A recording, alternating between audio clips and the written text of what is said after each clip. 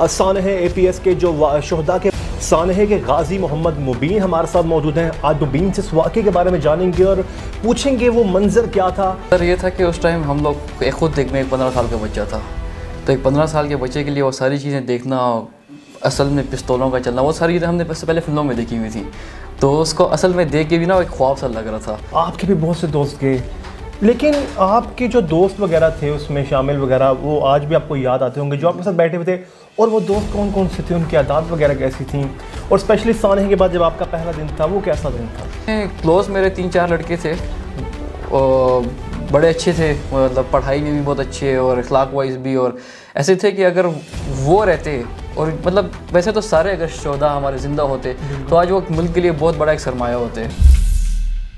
बिस्मिल्लाहिर्रहमानिर्रहीम, अस्सलाम वालेकुम। आप देख रहे हैं पाक अफेयर्स और मैं हूं शहरोज़ ताहिर। नाज़रीन, जब बात 16 दिसंबर की जाती है, 16 दिसंबर का वो स्याह दिन के जब उन माओं ने अपने बच्चों को स्कूल में भेजा, लेकिन दहशतगर्दों के हमले के बाइस वो बच्चे शहीद कर दिए गए। वो जो 16 दिसंबर सानहे एपीएस पेशावर वाला वाक़या, जिसमें हमारे बहुत से बच्चे शहीद हुए, और आज पाक फ़ौज की जो कुर्बानियाँ हैं और उन बच्चों की जो शहादत है, उसके बाइस मुल्क में अमन कायम है।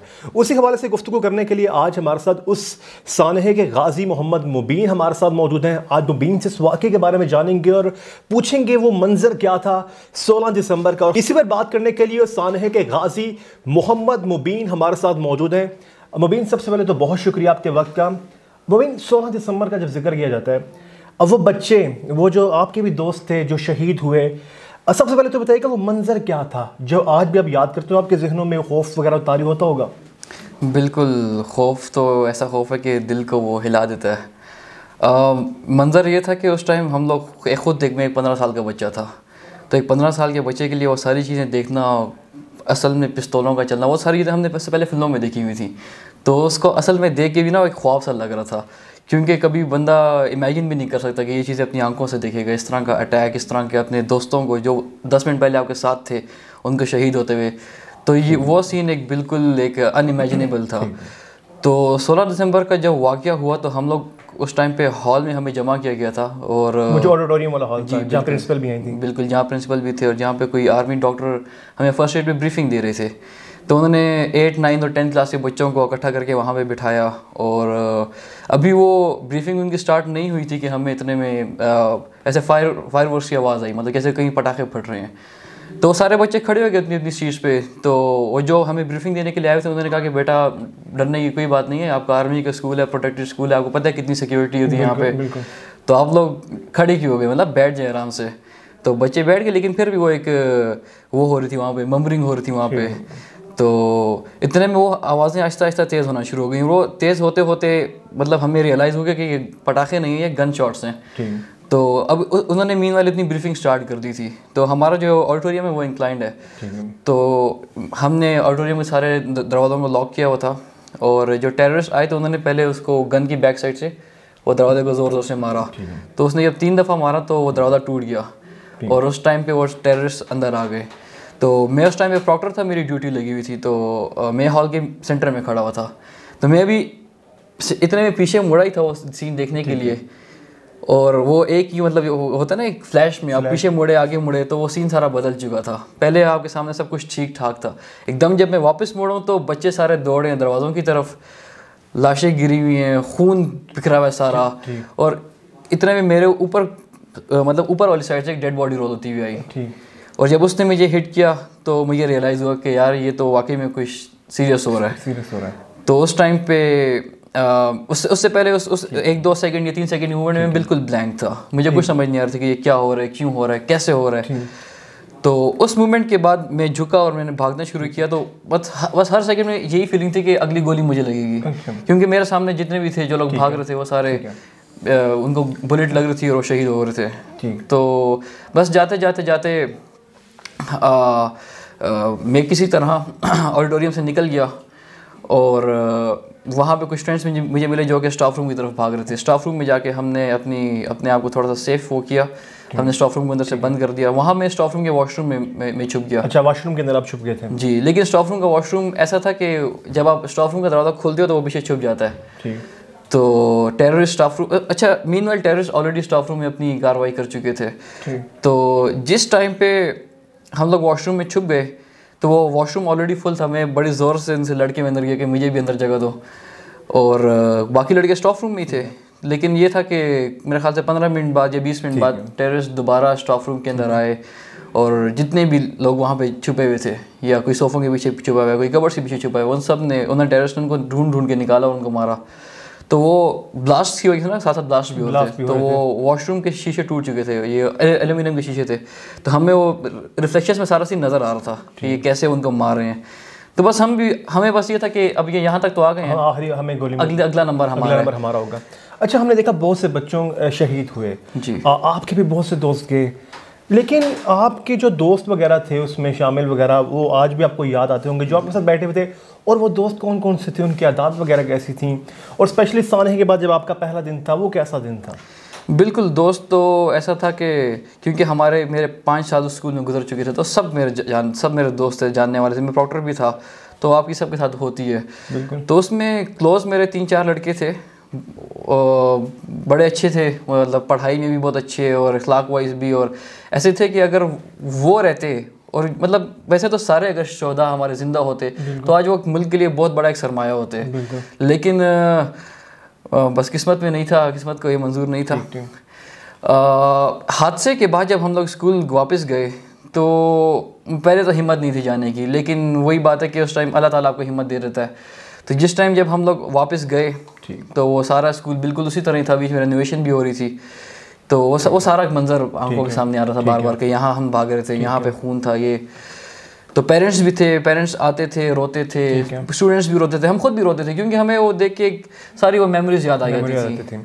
अच्छा, हमने देखा बहुत से बच्चों पे अटैक भी हुआ, उसमें गाजी भी थे और आप भी उन गाजियों में शामिल हैं। आप उसमें ज़ख्मी वगैरह भी हुए थे, आप पे अटैक करने की कोशिश की टेररिस्ट की जानिब से?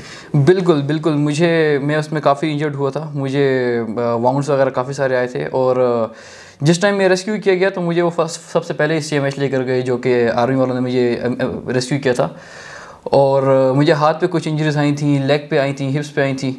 तो उसके बाद ये था कि उन्होंने हमें मतलब फ़ौरन CMH ट्रांसफ़र करके हमारी फ़र्स्ट ऑफ ऑल ट्रीटमेंट की, और उसके बाद जो प्रोसीजर हुआ आगे का।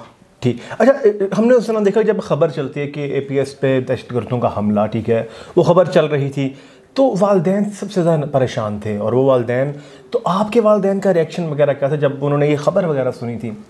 बिल्कुल, ये मुलाकात जो हुई जी, ये उनके लिए एक मेरी वालदा ऑलरेडी ये किसी दुआ के लिए गई हुई थी, मैयत किसी की हुई हुई थी। तो वहाँ पर उनको ख़वातीन बातें कर रही थी, तो उनको पता चला कि भाई फ़लाने APS में अटैक हो गया। तो पेशावर में 3 APS हैं, तो उन्होंने कहा पता करो कौन से वाले में हुए, मेरा बेटा भी एक APS में है। तो उन्होंने कहा कि वर्सक रोड वाले भी हुए, जो नहर के साथ है। तो वो जब उन्होंने वो सुना तो बस उनके वसान ख़ता हो गए। उन्होंने कहा यार मेरा तो बेटा भी वहाँ पे पढ़ता है, और मेरे वालिद साहब की उस दिन ट्रांसफ़र हो रही थी। तो जिस टाइम उनको पता चला तो वो तो फ़ौरन सब कुछ छोड़ के APS आ गए। APS के बाहर वहाँ पे एक पार्क था, वहाँ पे जहाँ पे उन्होंने सारे पेरेंट्स को जमा किया हुआ था। तो जब मेरे वालिद साहब वहाँ पे थे, और मेरे जो क्लास फेलोस मेरे थे उनके पेरेंट्स भी, क्योंकि वो पेरेंट्स टीचर मीटिंग में उनकी मुलाकात होती रहती थी, तो सलाम दो उनके साथ थी। जब उन्होंने उनके साथ देखा, उनसे मिले, तो सारे पेरेंट्स ना वहाँ पे इकट्ठे से हो गए। तो उनके सामने सब कुछ हो रहा है, ये मतलब सामने APS है, बीच में रोड है, और नहर है, और रोड है, और फिर सामने पार्क है। तो वहाँ से उनको सारी आवाज़ें भी आ रही हैं, बुलेट्स की भी, बॉम्ब्स की भी। तो हर ब्लास्ट के बाद मेरे वाले साहब ये कहते हैं कि हर ब्लास्ट के बाद हमें ऐसा लगता था कि इस ब्लास्ट के बाद अंदर कोई बच्चा भी नहीं बचा होगा, क्योंकि वो इतनी इंटेंसिटी के साथ होते थे, ठीक। अच्छा, आपकी बात कंप्लीट होगी। अभी हाल में वज़ीर-ए-आज़म इमरान खान साहब की जानब से स्टेटमेंट दिया गया, क्योंकि जिस वक्त ये सानहा हुआ 2014 में, तब वज़ीर-ए-आज़म नवाज़ शरीफ से मुल्क के, और वज़ीर-ए-आज़म इमरान खान साहब की जानब से एक स्टेटमेंट दिया गया, जिस पर हमने देखा कि पिछले हफ्ते जो APS के शोहदा हैं उनके वालिदैन ने एहतजाज किया, रिकॉर्ड किया, और उनकी जानब से इमरान खान ने कहा कि जी TTP को माफ़ किया जा सकता है। इस पर आप क्या कहेंगे? देखिए जी, TTP को माफ़ करना उन लोगों के लिए जिन्होंने अपने बच्चे खोए, अपने लख्ते जिगर खोए हैं, उनके लिए तो ये सवाल ही पैदा नहीं होता, क्योंकि उनको इंसाफ नहीं मिला। उन सब को इंसाफ की तलाश है, और मेरा नहीं ख्याल कि यहाँ उनको कोई इंसाफ मिल सकता है। जिस तरह के हमारे हुक्मरान हैं, जिस तरह की भी हमारी हायर डेजिग्नेशन हैं, तो उन्होंने तो अपना मामला अल्लाह के हाथ छोड़ दिया है।